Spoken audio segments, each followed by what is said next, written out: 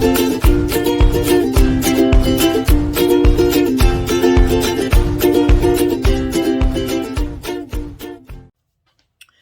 you guys. It is Stephanie from Unveiling the Spirit, and this is my first video entitled, or my first installment of Ask Stephanie K. So in these videos, I will answer questions that are submitted to me through my social media, email, and my website to give you guys a spiritual, biblical, life and relationship coach's perspective on it. And so if you guys are interested, if anybody watching this video is interested in submitting a question to me, you can do so with through my social media, my email, and my contact information should be above or below this video. And so all the questions that are submitted to me, I won't necessarily make videos out of all of them, just the ones that are like asked more than once, or ones that I think are kind of important, things like that. But I will answer all the questions that are submitted to me, but I might not necessarily make a video out of it.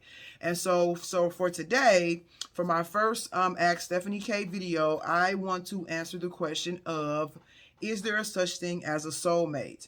And so I, of course, want to answer this question. I always give the reason why I want to talk about stuff, because I feel like understanding why you're doing something is very, very important. So I usually always say why I'm doing something.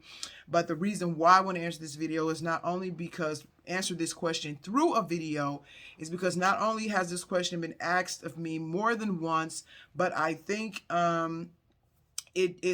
it can lead to some other important things that people should know about relationships. And so the first thing in answering this question that I like to identify is what the person means by a soulmate. Because some people, when they say soulmate, they mean that somebody you just feel very connected to. And so when you meet somebody, it's like chemistry, you guys click, you feel very close, you feel very comfortable. It's like, I can talk to so-and-so, like we've known each other all our lives. And some people define that as a soulmate. And so the second one is like God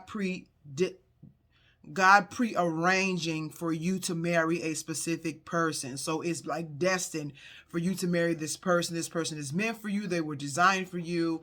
And that's typically what people mean by a soulmate. But I have met people who just are talking about like clicking.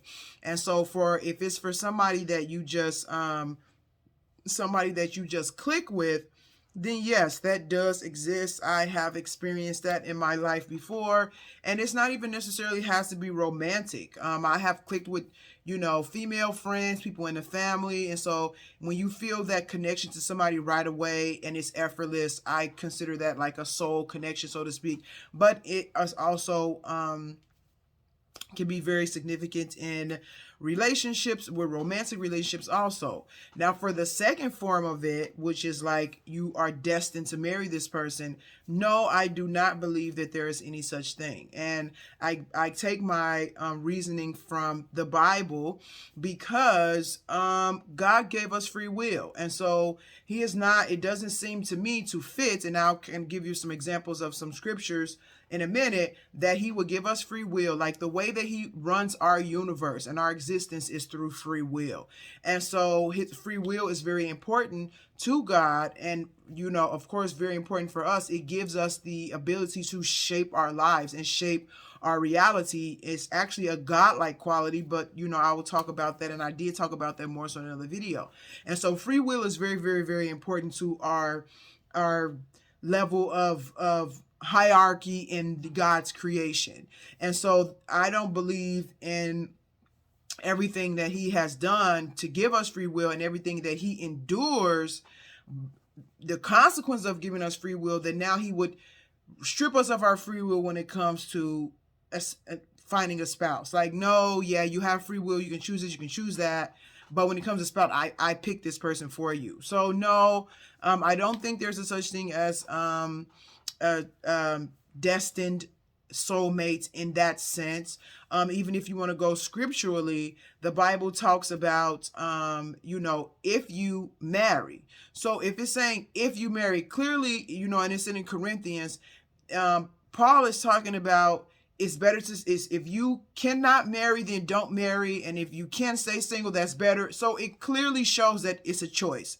So you can stay by yourself if you want to, you can get married if you want to, and so it's our choice if we want to get married or not. God is not going to choose that for us and not really give us a say in who we want to marry. But even with that, which adds to the idea of choosing, Paul says, if you get married, then you should marry a believer. And so that is giving you the criteria as a believer that you should use to choose someone for yourself. And so if that wasn't necessary and God already picked somebody for you, then that wouldn't be any criteria that you needed to pick someone, because God already picked the person. And so you use your judgment, use your free will, and you pick the person that you want to marry. You can, for better or worse, you can pick somebody that's not good for you. You can pick somebody that's great for you. You know, it's up to you. Now, I know that's like a big choice to make sometimes, and people are, because you can never really fully know a person enough to know what things are going to end up like 5 to 10 years down the line. And so even though God allows us to choose, you can ask him for help in finding somebody for you. So just like any father, like I can just imagine my son or my daughter, and you know, everybody knows that, you know, there's been arranged marriages and things like that, which is a little bit different. But if they came to me and said, hey, mom, I really want, you know, you to help me find a guy, what parent would say, what good parent would say, no, you've picked them in yourself, you know? So I believe, and I believe as such is the situation in my case, that you can ask God for a spouse, and he will begin preparing you and prepping you for that spouse, which a lot of people kind of totally ignore, but that's a different video, to, you know, find the person that he knows is going to fit the best for you. And so that is, but let me add that his criteria of choosing who is best for you is usually not your criteria, the criteria that we use in an earthly sense. So that's a whole different video once again. So to answer the question, is there such thing as a soulmate? Biblically, there is not. You choose for yourself. God will help you, especially when it comes to coming in contact with the person and things like that. But if you naturally just click with somebody, of course, yes, I think that's a given. And so that's the question. That's the answer to the question. So thank you guys again. I hope you got something out of this. If you have any of your own questions, feel free to submit them, and you be blessed and have a nice day. Bye.